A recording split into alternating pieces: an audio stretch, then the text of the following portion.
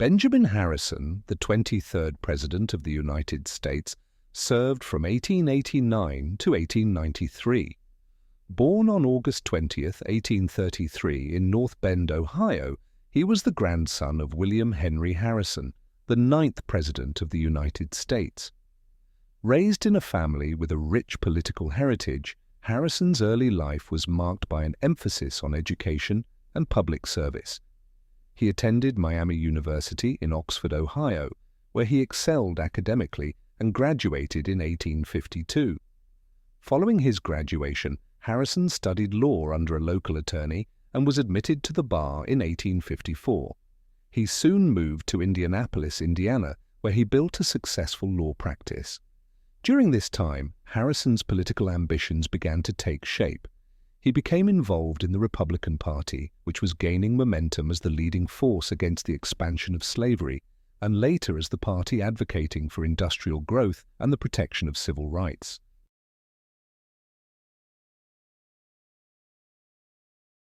Harrison's political career was interrupted by the outbreak of the Civil War in 1861. Though he had no military experience, Harrison enlisted as a second lieutenant in the 70th Indiana Infantry. He served with distinction, rising to the rank of Brevet Brigadier General by the war's end. His service in the Union Army helped solidify his reputation as a dedicated and capable leader. After the war, he returned to his law practice and became involved in local Republican politics, winning a seat in the U.S. Senate from Indiana in 1881.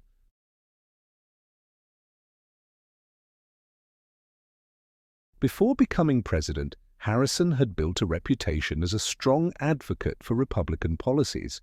He was known for his support of high protective tariffs, which were intended to protect American industries from foreign competition.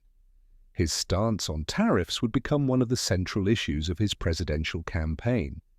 In 1888, Harrison ran for president as the Republican candidate against incumbent Grover Cleveland, a Democrat. Cleveland, who had been president from 1885 to 1889, was a popular and reform-minded leader. Harrison, on the other hand, was seen as a more conservative and pro-business candidate. The campaign was fiercely contested, and despite losing the popular vote by more than 90,000 ballots, Harrison won the presidency in the Electoral College by securing key states, particularly in the industrial North.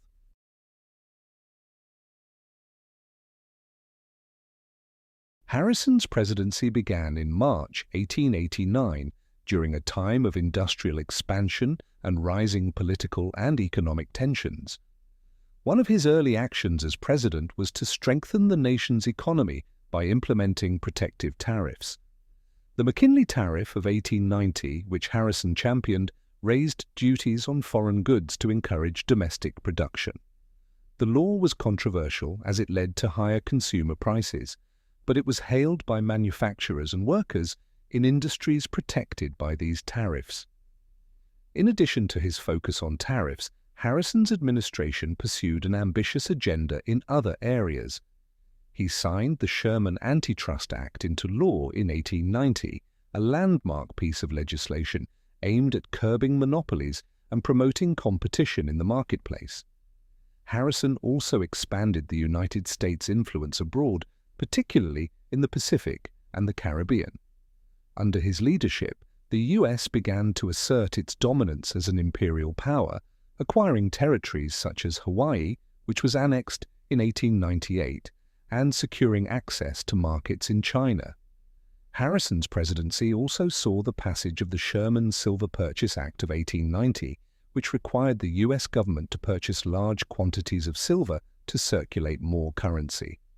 This measure was intended to address the economic problems of farmers and miners who were struggling under deflationary pressures, but led to financial instability. Despite these legislative achievements, Harrison's presidency was not without controversy. His aggressive foreign policy and handling of labor unrest were points of contention. The Pullman Strike of 1894, a nationwide railroad strike, occurred after Harrison left office, but reflected the broader discontent that had been simmering during his administration. The strike was violently suppressed under the next administration, and many critics blamed Harrison for not doing enough to ease labor tensions during his time in office.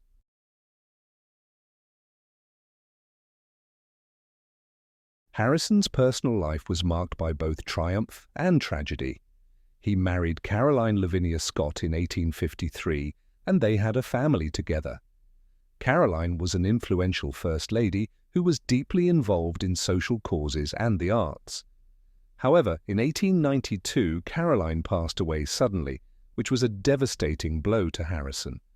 Despite his grief, he continued his work as president, though he was visibly affected by the loss. In 1896, after leaving the White House, Harrison married again, this time to Mary Scott Lord Dimmick, a widow from a prominent family. This second marriage provided Harrison with companionship during his post-presidency years.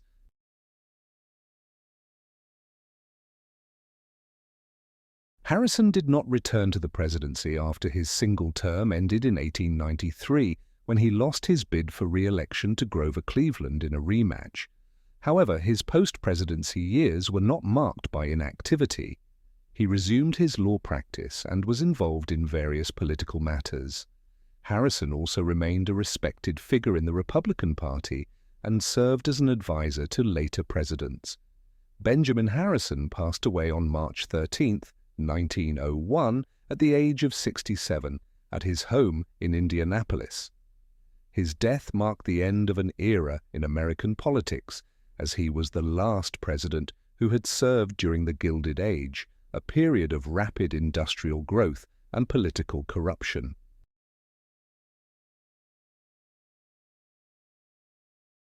Though his presidency was a mixture of triumphs and struggles, Harrison's legacy remains significant in American history. His efforts to modernize the country's economy through tariffs, antitrust laws, and the expansion of American influence abroad left a lasting impact on the nation's political and economic landscape. His stance on issues such as civil rights and his support for veterans also helped shape the future direction of the country. Today, Harrison is remembered as a man of conviction and action whose brief tenure in the White House played a role in the larger evolution of the United States in the late 19th century.